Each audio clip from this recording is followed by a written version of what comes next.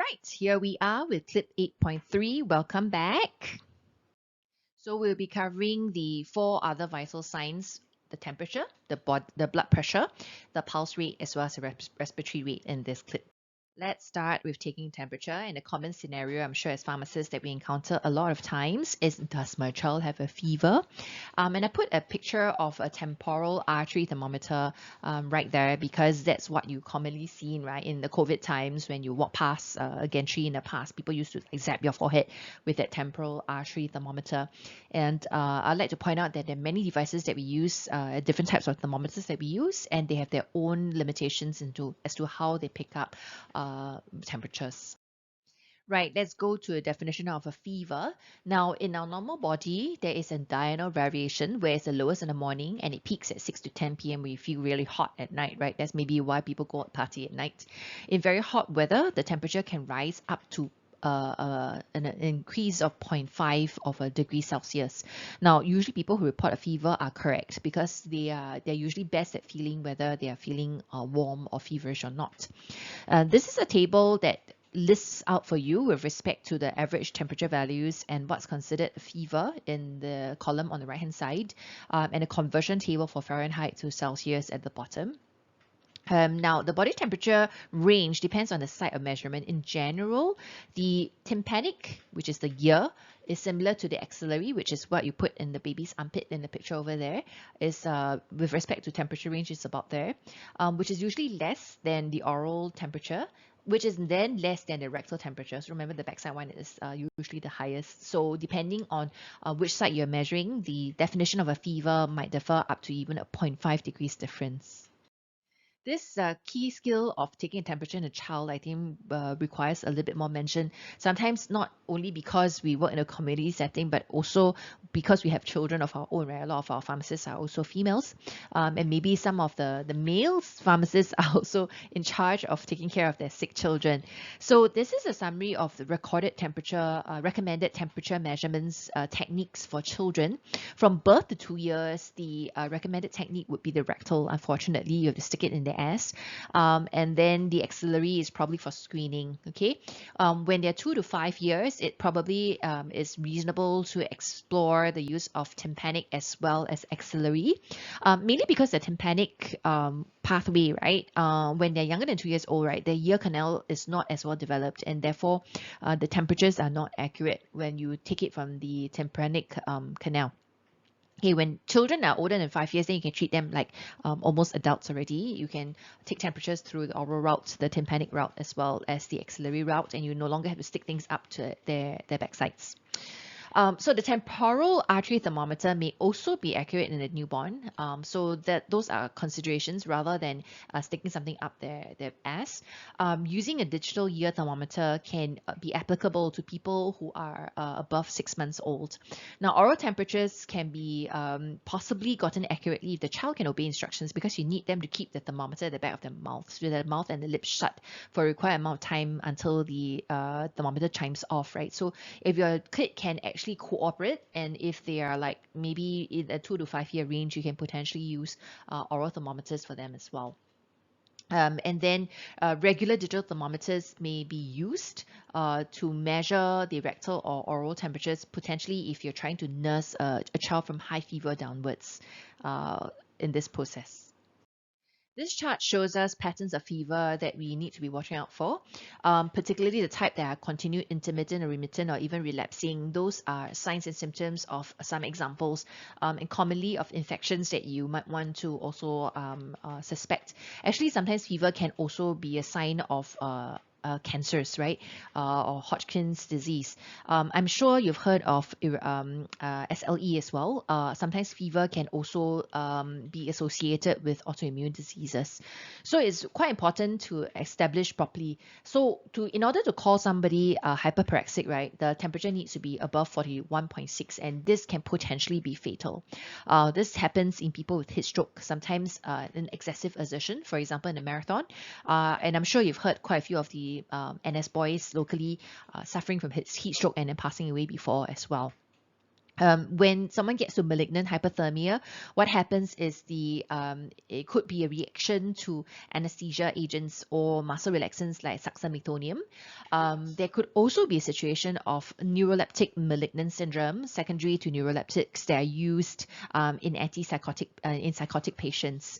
There's also a situation where there's hypothalamic disease that can lead to hyperpraxia, and so these are commonly associated with central like dysregulations of temperature, where your thermometer, or rather your thermostat in a central region is compromised. There's also a situation called hypothermia, where your temperatures are less than 35 degrees. And in this setting, right, the temperature cannot be reliably measured by normal thermometers anymore because they are not configured to measure anything less than 35 degrees Celsius. So I think some of our institutions have got this hypothermia protocol for people who have had out-of-hospital collapse, particularly if it's a cardiac arrest. And this hypothermia protocols keep people brain circulation for longer, and has been associated with some good outcomes if you cool them down enough to a temperature that's, I think, between 35 and 36 degrees Celsius, or just about a degree less, and that can actually preserve a lot of central nervous system function. There's also a situation where hypothyroidism can also present as hypothermia as well. Let's go to the part, my favorite part, on taking blood pressure and pulse.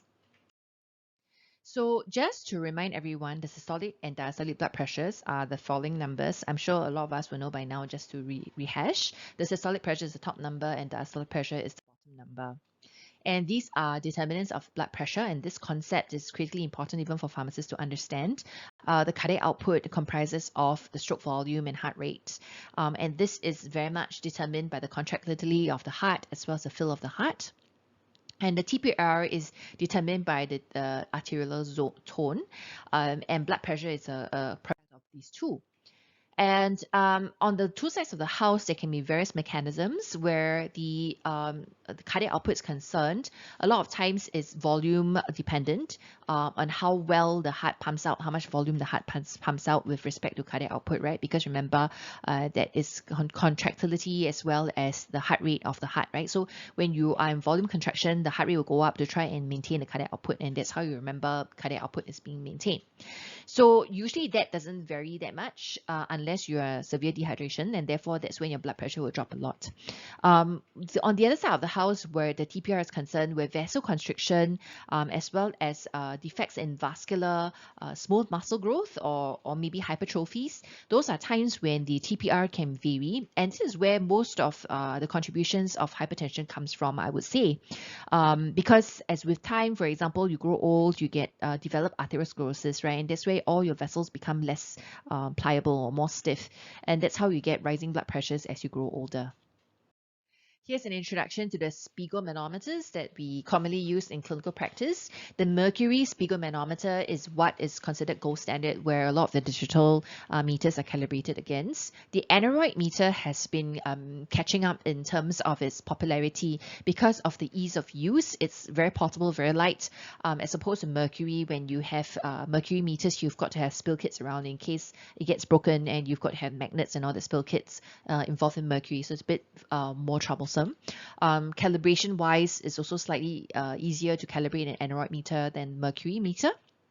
And the digital meter is automatic, that I think a lot of us are familiar with because you see them over the counter, and some of us in our retail chains might also be selling automatic meters. And just a reminder on how you listen to blood pressures, right? So we're talking about systole and diastole here, right? And how the cuff actually picks up your blood pressure, right? Is actually a very fascinating concept. So how does this happen? When the cuff is inflated, and usually you put a cuff over the arm, and it's critically important for you to put where the markers are with respect to the brachial artery, because you do want the bladder, which is what the part that inflates up when you inflate a blood pressure meter, to completely obliterate the blood circulation, particularly blood flow through the brachial artery, which is seen in this red line in the picture over here. Now, when the cuff inflates and it completely cuts off your brachial artery blood flow, that's when you have no longer any more blood flow, and therefore it causes your hand, for those of us in class later on when you practice, make sure you don't accidentally leave the cuff inflated because it's very uncomfortable for your patient.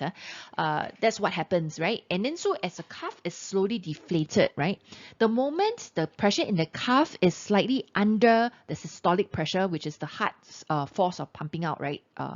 Basically the pressure that comes out from the heart when it goes into systole, that's when the first Korokov sound is being heard. You heard the lump. That's the first sound, okay?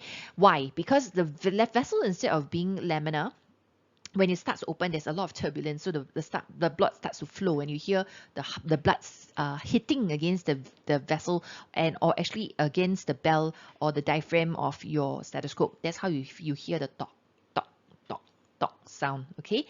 And then as you slowly release the cuff any further, when the pressure completely is released, right, and then where the blood vessel is concerned is no longer compressed anymore and it's in laminar flow, that's when there's no longer any more turbulence, and therefore the first time that the sound disappears is the diastolic pressure, because the diastolic pressure is when the heart goes into relaxation or diastole, and that's the pressure of recoil in your blood vessels. Okay, so the first time it disappears is when it goes into laminar flow.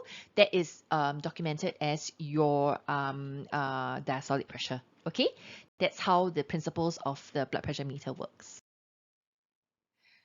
All right, so for the manual BP, it's important for us to consider Korokov sounds. And Korokov sounds are the sounds that you hear in the various phases when you auscultate for the brachial artery during the manual BP measurement. And the various phases are described in the chart over here. But actually, all you need to do is just do it in practice. And then once you get used to it, right, you should be quite good at it. Okay, so this chart talks about the BP monitor cuff sizes, which is very important for pharmacists to consider.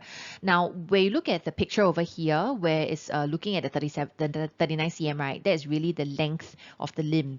And so your cuff should at the very most be up to only half the length of the limb.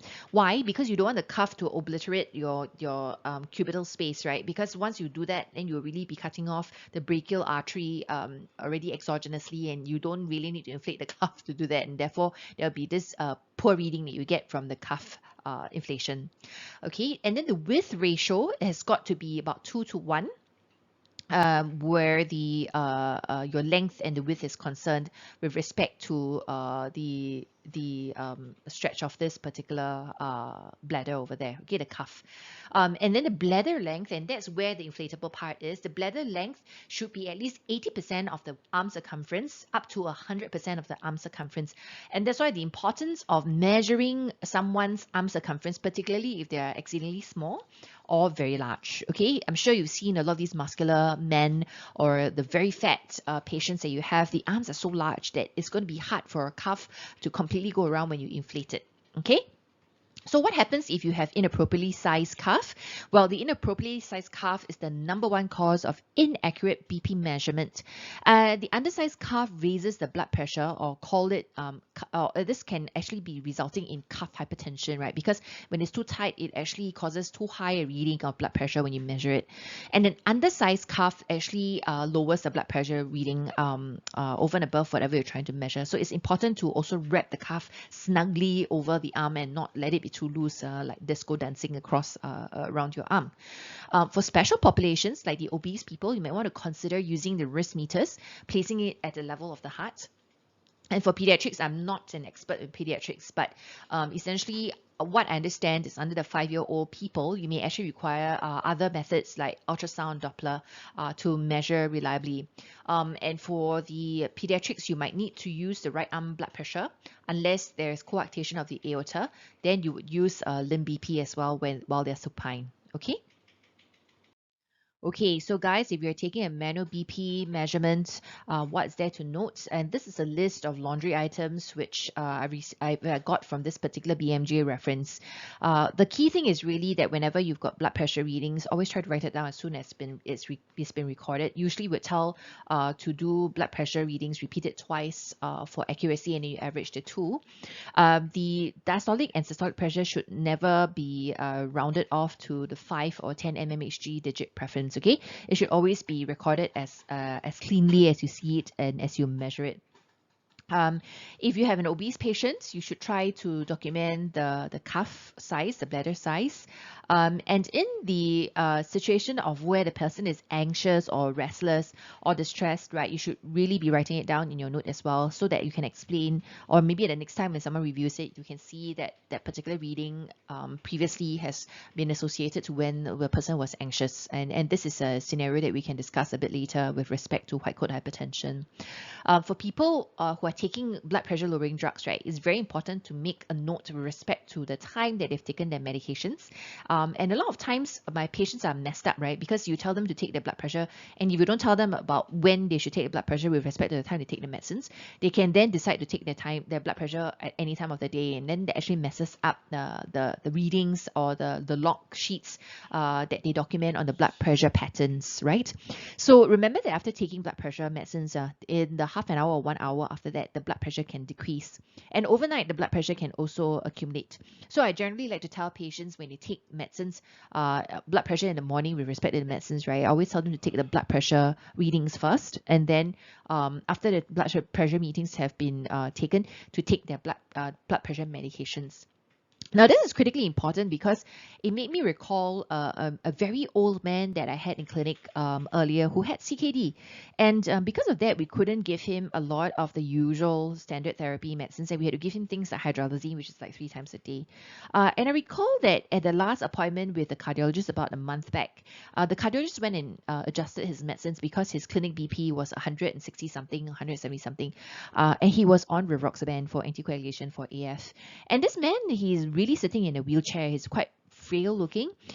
He speaks mainly Malay, so I had difficulty communicating with him. And so some of the communications and interview that I did with him was through a caregiver who I think was like his nephew or something. He calls the guy, or rather the guy who came with him called himself the nephew, which I really think that they're not really blood related. But anyway, the old man stays alone at home with his elderly wife.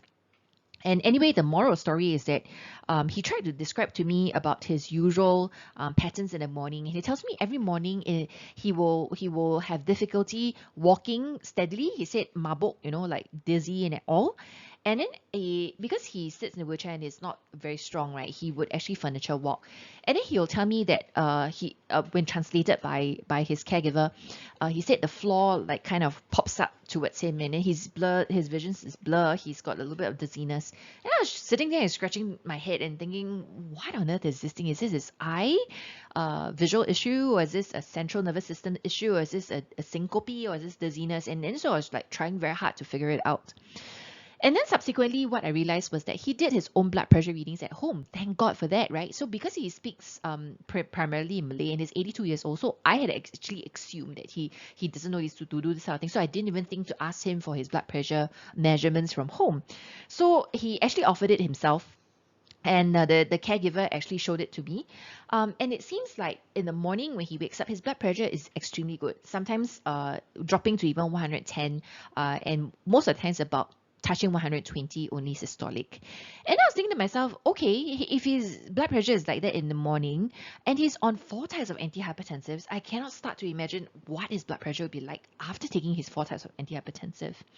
And then, so this is a classic example where I told myself, my goodness, so when the cardiologist increased the blood pressure medicines, she didn't even think about to solicit these sort of reactions. She just increased it purely because of a blood pressure reading in the clinic. And we all know how important white coat hypertension is, particularly with the elderly who come and they feel very anxious when seeing a doctor.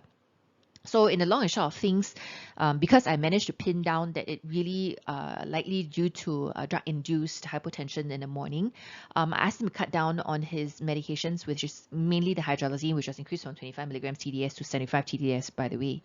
I asked him to cut it down, and after that, I followed through with a phone call to him about within a couple of days, and his dizziness seems to have resolved.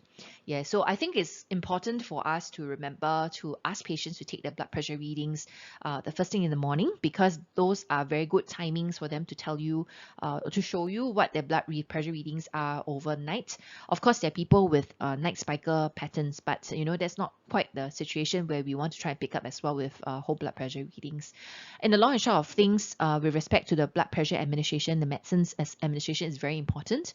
And I find this is one of the most difficult things to communicate to a patient, especially laypersons, because they can't seem to understand the concept of how medicines act, right? And so good luck to you when you try to explain to them. But so you may actually need to break it down with respect to time by soliciting the information of what time they wake up, and tag on to the time that they have their breakfast and when they take their medicines, and break it down into a specific time that you write down for them on when to monitor or when to measure the blood pressure with respect to the administration of medicines. Now, if you want to measure the impact of medicines, then I usually would tell them to take their blood pressure again 1 to 2 hours after they have taken the medications, just so that it's a fair representation of how the medicines have already onset. This chart over here lists out the factors that lead to variability in blood pressure, and there's so many things that can lead into variability. I think one of the more common things that I've seen so far is really arrhythmias. In any situation, let's talk about how white coat hypertension and then the different variances of mass hypertension can potentially lead to different readings in the clinic. And I think that's very important. So it's important for you as a clinician, whenever you see or consult a person and you're documenting the blood pressure, always document the blood pressure readings as they are, which arm you've taken. And if the person looks nervous, you really do need to be writing down that the person looks nervous, again, for posterity purposes, for subsequent visits to make a good decision. Let's consider the posture and arm support or position. The posture actually affects your blood pressure quite a lot, and your blood pressure can increase from the lying to sitting position and then to standing as well. By right, both your systolic, diastolic pressure as well as heart rate should increase correspondingly when you change positions. But because sometimes there's some autonomic dysfunction or that it doesn't have that kind of reaction, and that's why you get situations such as orthostatic hypotension. And if you were to instruct a person, it's important to tell them to keep their arms supported at the heart level, again, where the cuff is, to support at the heart level, and minimize positionally to make sure that you minimize any sort of inaccuracies that's related to position.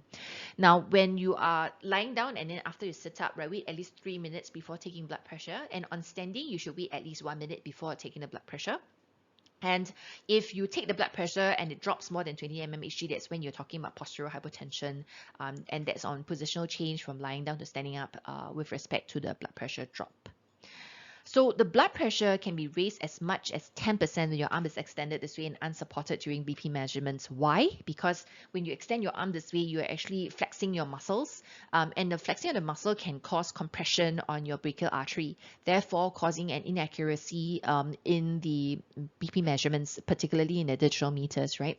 So it's important when you tell patients to home BP monitoring, right, to keep their elbows supported so that they don't flex their muscles this way. And also when they keep their arms supported, it's best that they put a rest, whether it's going to be the armrest of the chair, or whether it's going to be a table or even a ledge, it doesn't matter, as long as the cuff is at the same level as the heart. Okay, and if your arm is too high, actually above, it can cause under reading of the blood pressure, and the arm level is too low, it can cause over reading of the blood pressure. So for the first consult, when you're actually seeing patients for the first time, right, measure both arms, and that's best practice. If there are differences between both arms by more than 20 mmHg or 10 mmHg diastolic, right, you probably need to refer for further evaluation, because it could signify that there's a significant coarctation of the aorta or brachial artery atherosclerosis. So here's a clip on how to monitor blood pressure at home. I'll let you watch it in your own time. It's important for pharmacists to advise patients on home monitoring, because I cannot belabor the importance of home monitoring and how important it is with respect to the clinic. And remember that you only see patients for their short time in clinic, whereas the patients spend most of their days alone with themselves. And so the patterns at the home blood pressure monitoring will give you a lot more information to make decisions. And this actually be rehashed against in a subsequent session where we practice this in class. In this slide, we're talking about special populations and what we should be watching out for. And I think with the increase in overweight or obese patients locally, it's important for us to think about how we're going to manage them. Firstly, think about the circumference of the arm and potentially ordering a special cuff for them. The other possibility is to use wrist meters. And if the upper arm is too tapered and too hard to use a cuff for, you might want to consider asking them to buy a wrist meter instead. And if they were to use the wrist meter, always place it at the level of the heart, because again, it's the same. If you put too high or too low, it can cause aberrancy in the readings.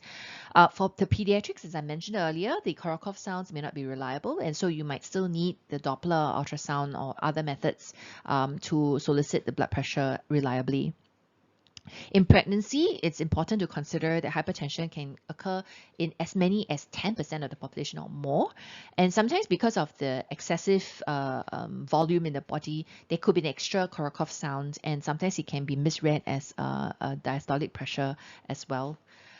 In the elderly, it's also important to think about the substantial BP variability because they're old, and they may actually be good candidates for ambulatory BP measurements, which are those machines that you tap on them and they'll measure the blood pressure for like 3 days in a row. Now, there's also risk of BP mismeasurements, and so we need to be watching out for that. Also, the setting of arrhythmias. Now, in the setting of, say, atrial fibrillation, we need to be very careful about the fact that it can cause inaccurate readings, especially for digital meters, because why? There's irregular cardiac rhythm and also a BP variability from beat to beat.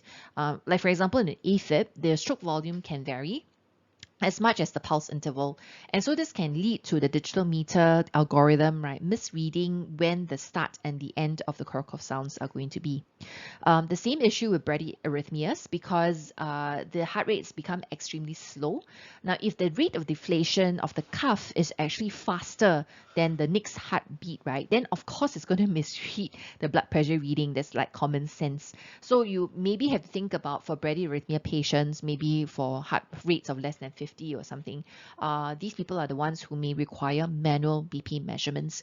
So while you go away thinking that, oh, people don't use manual BP measurements anymore, actually you are wrong, because there are many scenarios where you need to use manual BP meters, and that is, for example, the arrhythmias or in the elderly, sometimes also in the overweight or obese patients.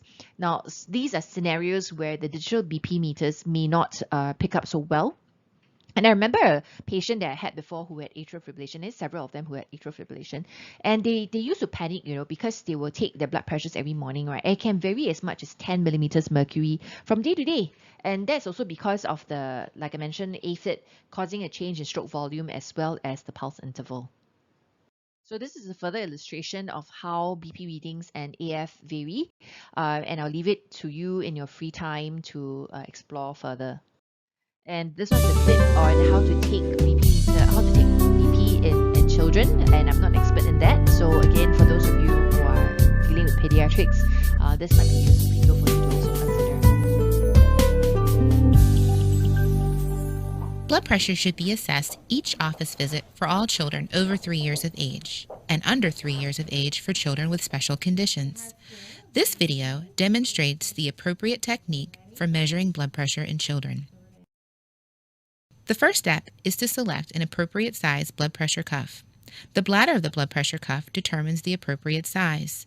The bladder is the inflatable portion of the blood pressure cuff. The width of the bladder should encompass at least 40% of the child's arm between the acromion and the olecranon. The length of the bladder should encompass between 80% and 100% of the arm circumference.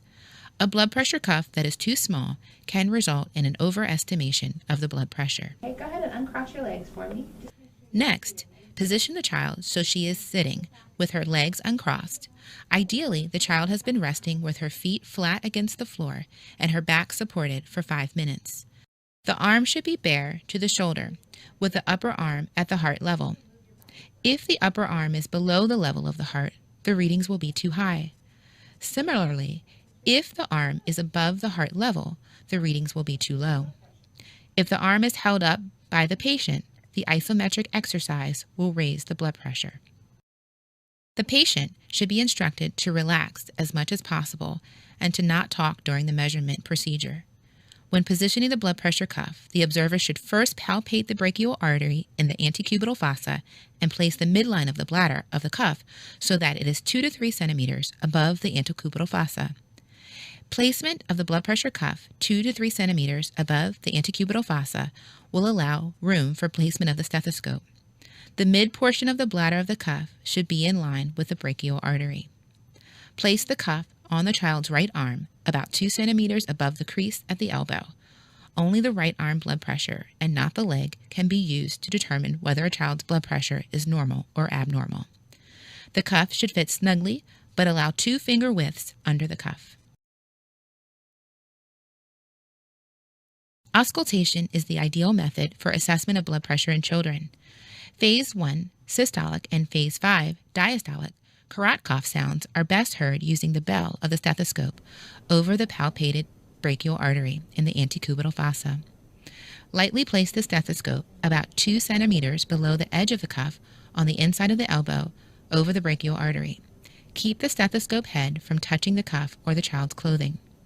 The key to good measurement is the use of a high-quality stethoscope with short tubing, because inexpensive models may lack good tonal transmission properties required for accurate auscultation. Apply appropriate pressure to ensure good sound transmission. Determine the level of maximum inflation by palpating the radial artery, inflating the blood pressure cuff, and carefully noting the point at which you no longer feel the radial pulse. To this number, add 20 millimeters of mercury. Next, deflate the cuff. Wait 15 to 30 seconds before reinflation. Inflate the cuff to the level of maximum inflation. Next, release the air such that pressure falls at a rate of 2 to 3 millimeters of mercury per second. The point at which the tapping sounds first appear for at least 2 consecutive beats corresponds to carot cough's sound phase 1 and provides the systolic blood pressure. The point where repetitive sound finally disappears corresponds to carot cough's sound phase 5. In some children, carot cough's sounds can be heard to 0 millimeters of mercury. Under these circumstances, the blood pressure measurement should be repeated with less pressure on the head of the stethoscope. Only if the very low phase 5 sounds persist should muffling of the heart sounds denoting carot cough's phase 4 sounds be recorded as the diastolic blood pressure. Both the systolic and diastolic blood pressure measurements should be taken at the nearest 2 millimeters of mercury. In order to properly interpret the blood pressure, a child's age and height percentile is needed. Any abnormal blood pressure, that is, blood pressure greater than the 90th percentile for age, gender, and height percentile, should be repeated during the visit. Document the blood pressure in the child's chart, including systolic blood pressure, diastolic blood pressure, location used to take the measurement, for example, the right arm, patient's state at the time the measurement was taken, for example, resting or crying, size of the blood pressure cuff used, and the method of measurement. All children should undergo routine blood pressure assessment beginning at 3 years. Proper knowledge and technique ensures accurate measurement.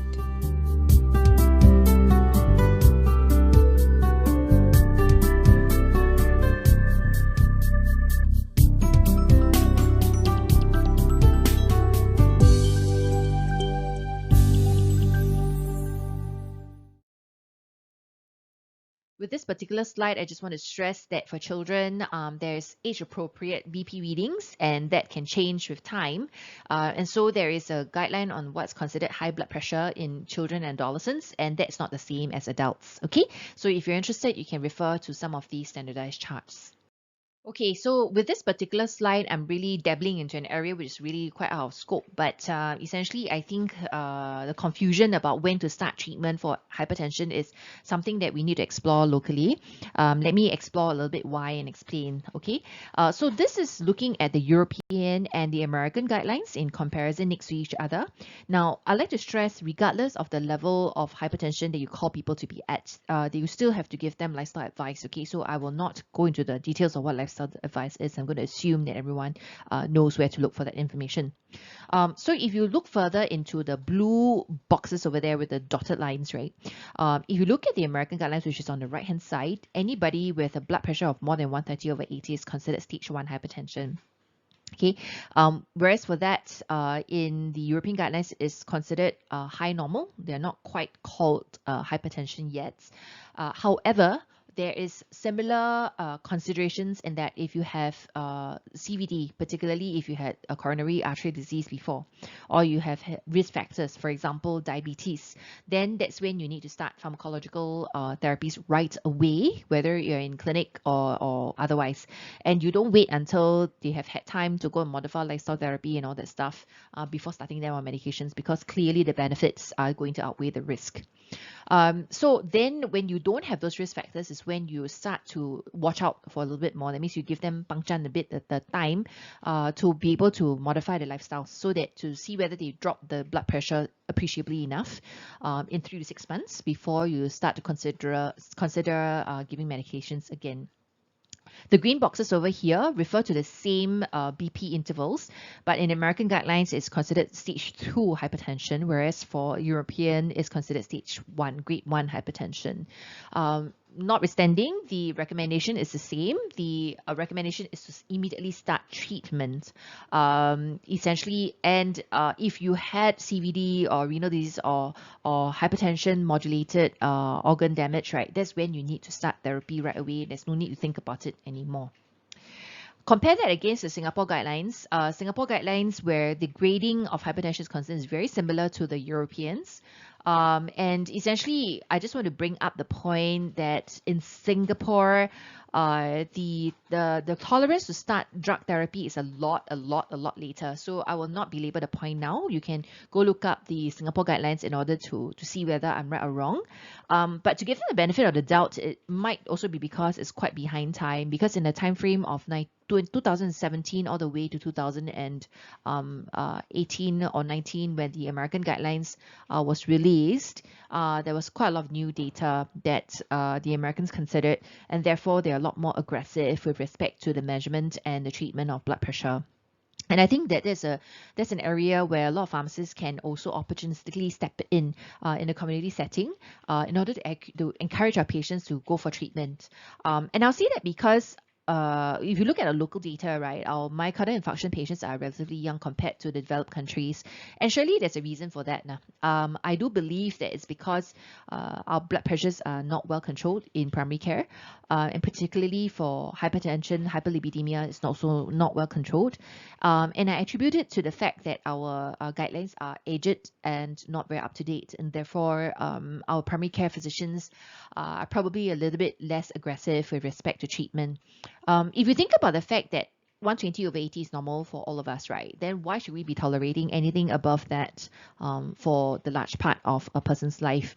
Now, that is different if you're talking about very old individuals who are at risk of falls. And if you drop the blood pressures too quickly, you'd be afraid to cause adverse effects like postural hypotension or falls in the elderly. Okay, so I think it's important to contextualize the patients that we see in total packages rather than just using a reading on its standalone. And again, I cannot start to belabor the point that home BP measurements against the clinic measurements are critically important for you to make a clinical decision.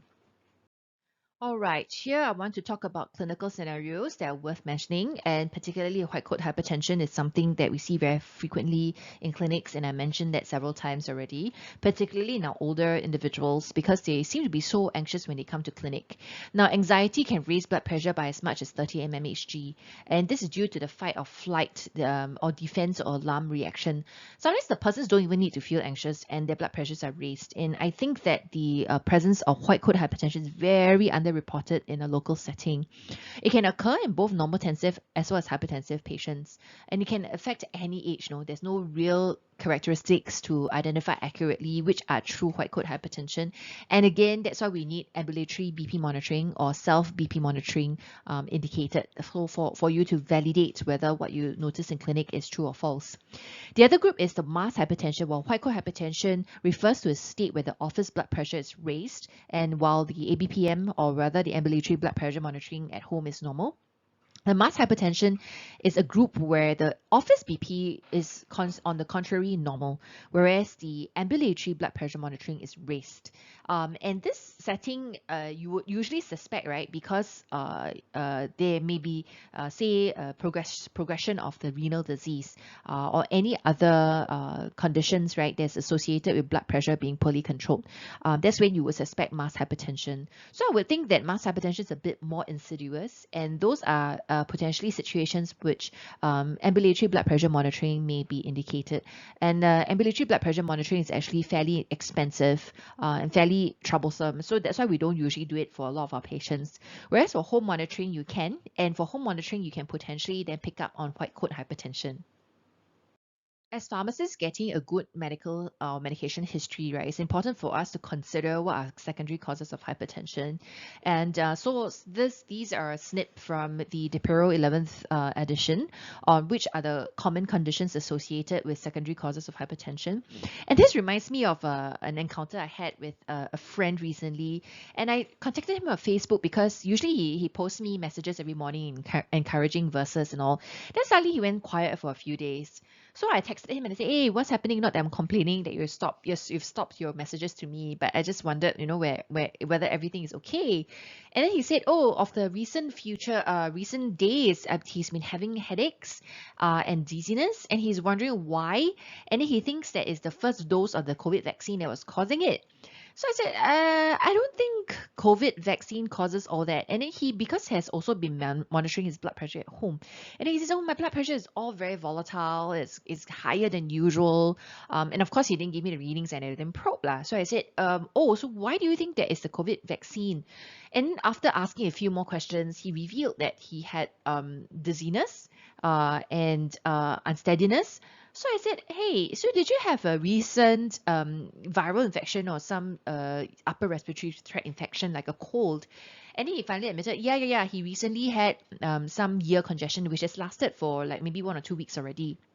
And he's gone to two different doctors, two different GPs, because the first one he went to, it didn't help. They went to a second one who gave him more medications. And both these doctors actually gave him medications, as you would know, right? Doctors love to give combination, these GPs love to give combination drugs that contain decongestants. And he was taking both decongestants from both GPs all at a go, not knowing that they both contain decongestants. And then when I asked him about the correlation of historically how the blood pressure readings have gone, it seemed to always correlate with the time that he administers his decongestants in the morning. So I said, hey, I really think that this is drug induced. So maybe you humor me for a couple of days.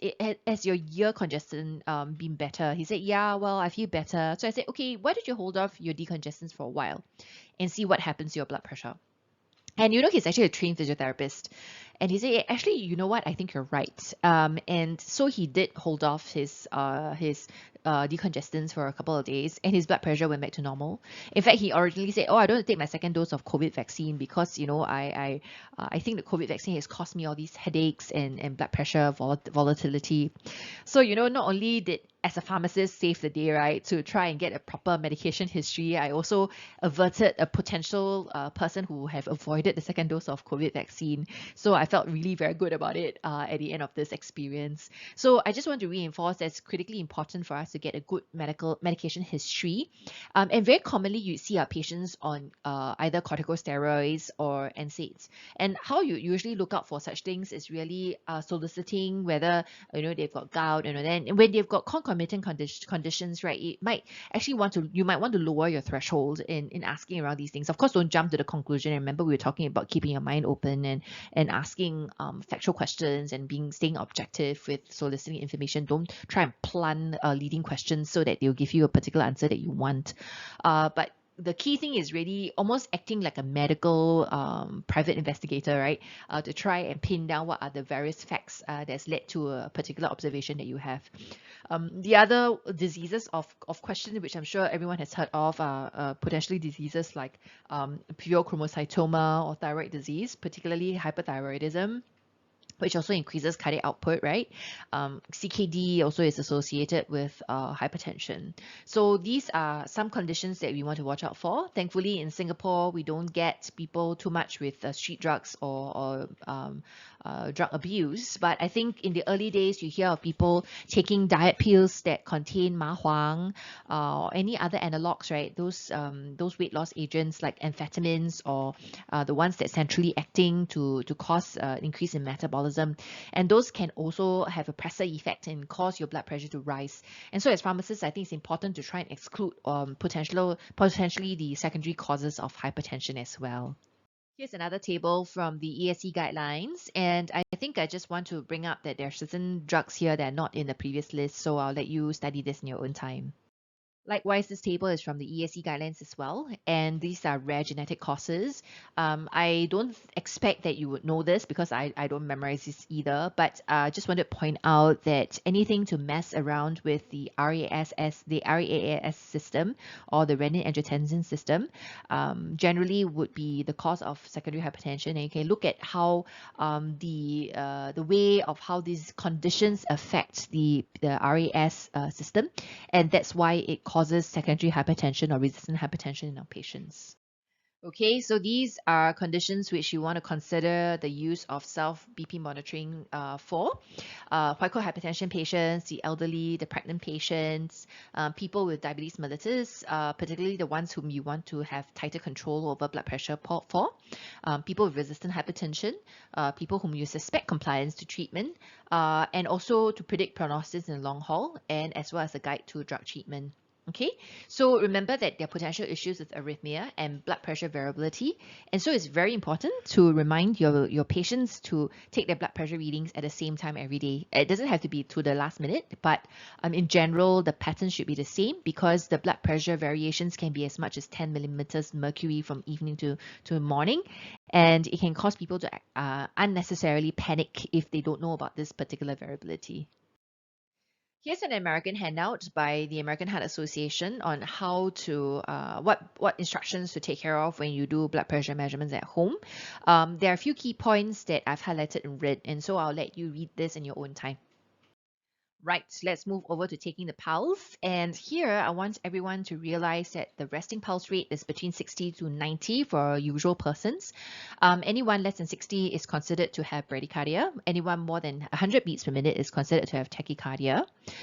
When you try to palpate for the pulse, always use your index and middle finger because that's where the most sensitive parts of your fingers are. And if you're palpating for the radial pulse, go for the lateral 1/3 of your wrist. If you're wearing a watch, you need to remove it. But if you gently lay your fingers over there, you can feel some pulsation, and that's where your pulse is going to be located.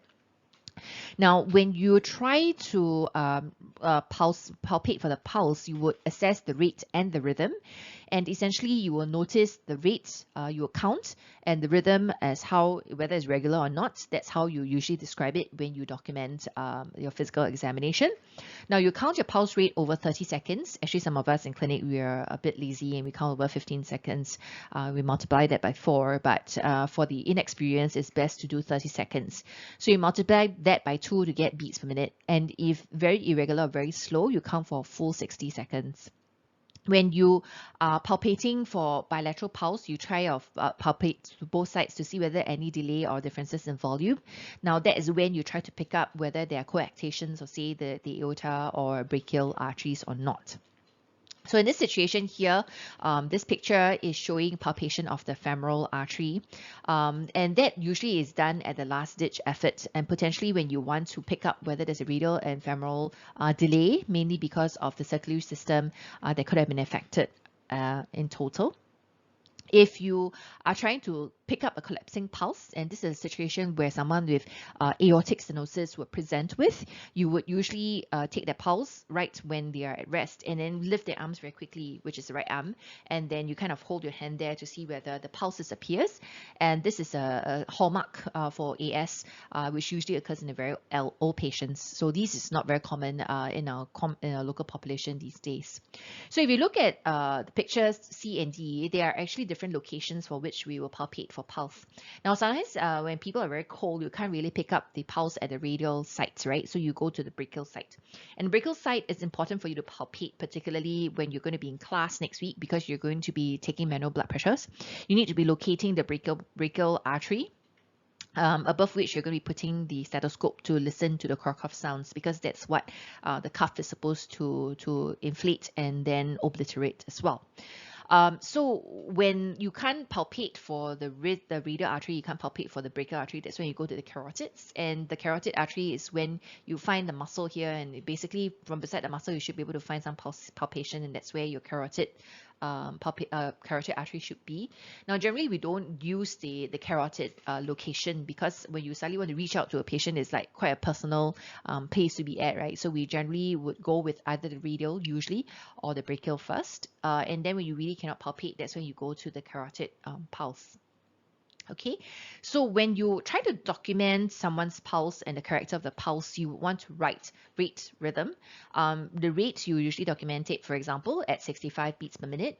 The rhythm, you usually write it as regular or irregular. So in the setting of, say, atrial fibrillation, you'll probably be able to palpate that the pulse is irregular or irregularly regular. You can also feel the volume, the degree of pulsation, whether it's bounding, whether it's strong, or whether it's weak. Now, that generally is how you would describe it, and different of these presentations would give you different diagnosis, and therefore it's important for you to document them correctly. These table depicts for you what the various causes of a fast or slow pulse or irregular pulse, or even an increased pulse volume. I think it's critically important to consider some of these conditions, just so that if you ever encounter some of this, you can also come back to this particular chart to refer to them. Okay, ladies and gentlemen, last but not least, let's talk about respiratory rate. Now, respiratory rate really is counting the breaths per minute, and the normal respiratory rate is between 12 to 20 breaths per minute. And for people who are tachypnic, they usually would be breathing more than 24 times or 25 breaths per minute. And this occurs in fever, acute asthma, COPD exacerbation, pulmonary edema, interstitial lung diseases, and pneumonia.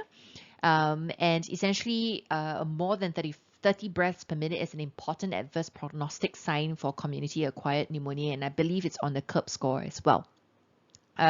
For people who are bradypnic, they are taking less than 10 breaths per minute. These could be because of opioid toxicity, hypercapnia, hypothyroidism, raised intracranial pressure because the central drive is no longer in place, and also could be due to hypothalamic lesions.